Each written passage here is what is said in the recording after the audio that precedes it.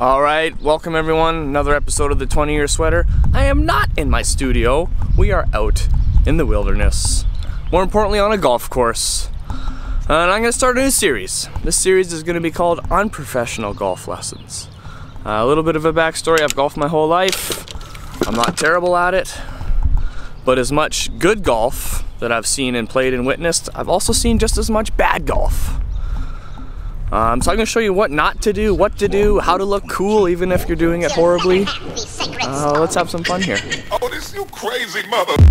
5 minutes. Ooh, too many.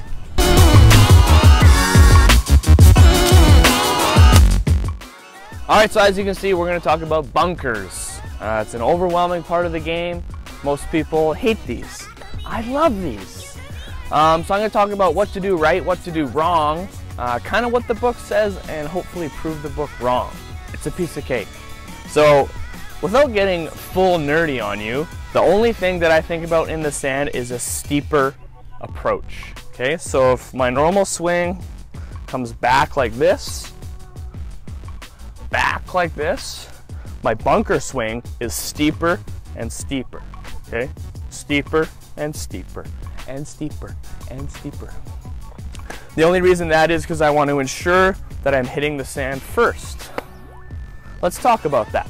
All right, so here's what the book says, and here's why the book is wrong. This is my ball. I've got a fairly flat lie in the bunker. 2 to 3 inches behind the ball is where you should start your strike. Okay, so that means my club face is going to come down here and scoop underneath the ball. I'm not going to use my hand, though I'm going to use a golf club, but it's going to scoop here underneath, and the sand is going to lift the ball out. That's what the book says. Now, hitting 2 to 3 inches behind the ball is fine and dandy if you have a general athletic ability and muscle strength to accelerate through the ball. But if you're a sweet little old lady or have the golf swing like some of my friends do, hitting 2 to 3 inches behind the ball, you're not going to have enough power or acceleration to actually get through the ball, okay? So 2 to 3 inches behind the ball, steep swing, out of the bunker, okay? If you're a sweet old lady or some of my friends, that 2 inches behind the ball is going to look like this. Right back to where you started from, okay? That's going to be the #1 miss in the bunker. Call that one the chunk.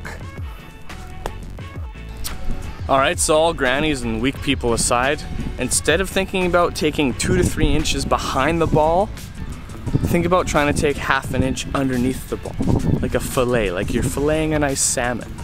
I've never filleted a salmon, but it's probably something like that. Okay? So you're trying to like scoop underneath it, ½ an inch. Okay? 12 millimeters. 1.2 centimeters. 0.012 meters. That's the most important one. That's probably the most accurate. 0.012 meters underneath the ball, like a salmon fillet or a nice bassa.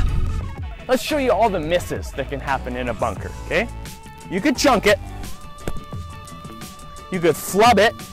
It actually almost went in. You could skull it. You could top it. If you top a bunker shot, you've got problems. What else could you do? You could absolutely pure it through. Okay, we don't want to see that. All right, now I'm going to show you how to do it correctly. So my stance is open, okay? This would be a square stance. This would be a closed stance. This is open, okay? So my feet are pointed left of the target. My club face is pointed at or slightly right of the target. Steep swing, accelerate through. Don't be a little old lady. Try to look cool.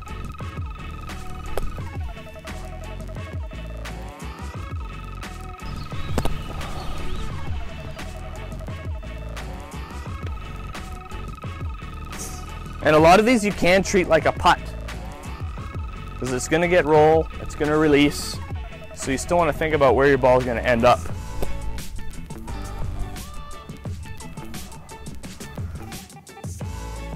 Get going. That's the most important thing about golf, is you got to talk to your ball. So if you have a good relationship with your ball, it will answer, okay?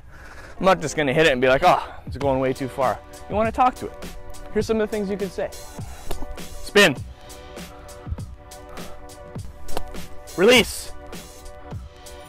Ugh. Didn't really listen. Maybe I didn't use my dad voice. Ugh.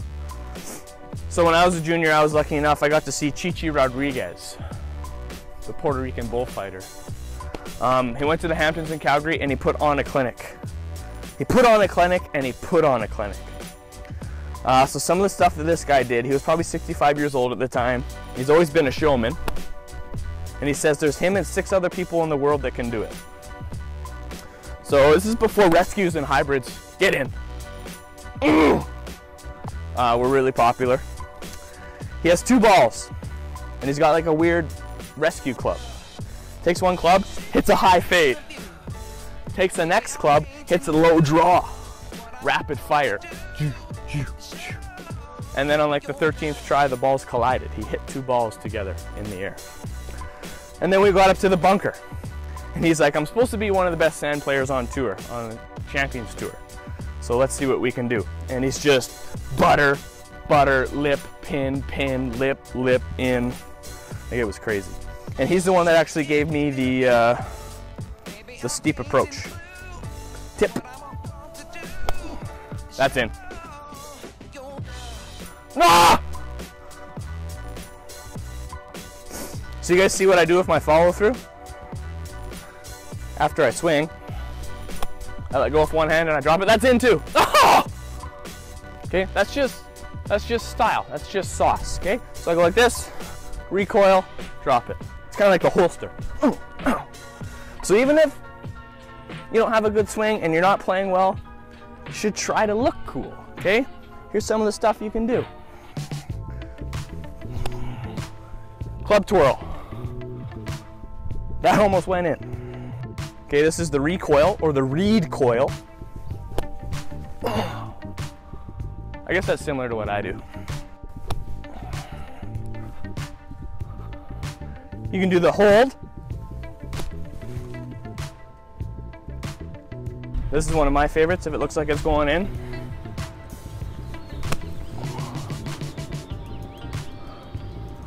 As I blade it over the green. So there's one other thing we can talk about. See how I'm opening the club face? The only time you don't do that is this.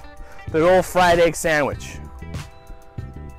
Plugged in the bunker. You're supposed to do the opposite. I've never done it. You're supposed to close your stance and close the club face.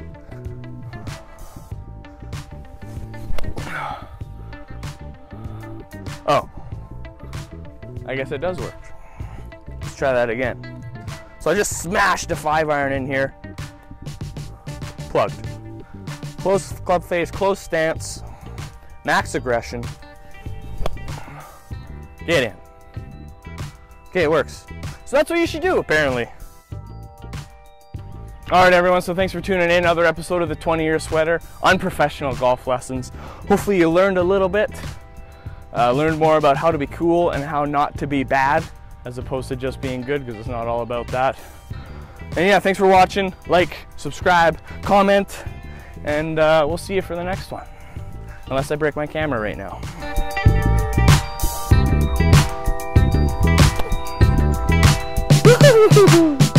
Get in.